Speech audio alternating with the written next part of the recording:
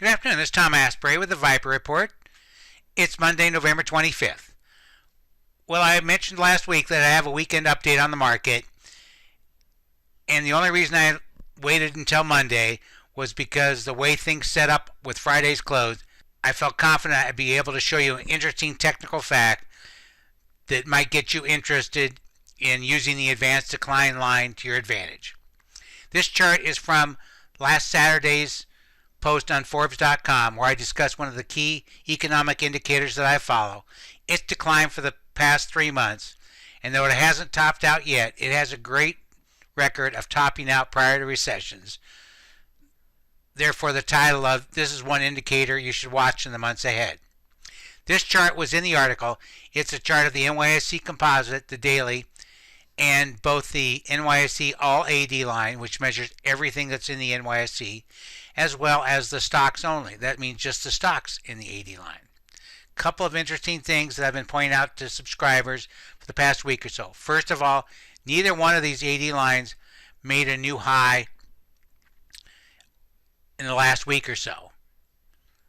That's a slight concern that needs to be watching. But more important is that with Friday's close, both turned up and reversed back above their moving averages, which was a strong sign that the odds favored. This was a strong sign that the AD lines favored the upside in Monday's trading. With about 45 minutes left in the session, you can see the major averages are strong gains. The S&P is up 0.63%. The Russell 2000 small cap is up over 2%. Viper ETF traders went long the IJR, a small cap ETF, last week on the pullback. More importantly, the advanced decline numbers are quite strong, better than they were any day last week, with 2,136 issues up, 807 issues down. High-low also strong with 128 new highs, 18 new lows. That's a bullish sign. Subscribers to the Viper Hot Stocks Report were well positioned on the long side for today's opening. These are 4 of the holdings on the long side. CERN, it was featured in a Forbes article on November 2nd, had a strong move to the upside over a week ago, and we used the dip last week to get long. It's up almost 2% in today's trading. LGOM, we bought that well before the strong move to the upside and added to longs in today's action. CBOE has been on our doji buy list for like 18 weeks and continues to look strong. We're looking to take some partial profits this week. And EVR, Evercore, as part of the asset management,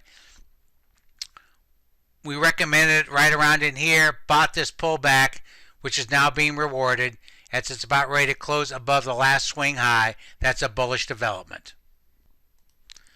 Because of the holiday, we won't have any more emails this week, but I'll touch base with you early next week to give you an update on the technical status. I hope you're having a good ride on the upside with these markets. If you look back to the past emails, we were buying near the June lows, the August lows, and also the October lows as the advanced decline lines signaled that it was now time to get back in.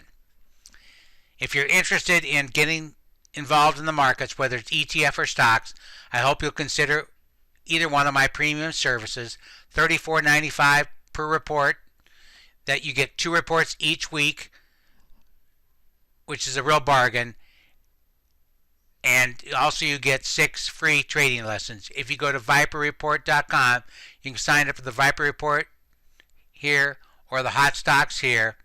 As I said, both are just $34.95 per month. That gets you 2 reports each week. Hope you have a great Thanksgiving and a good week with family and friends. Thank you.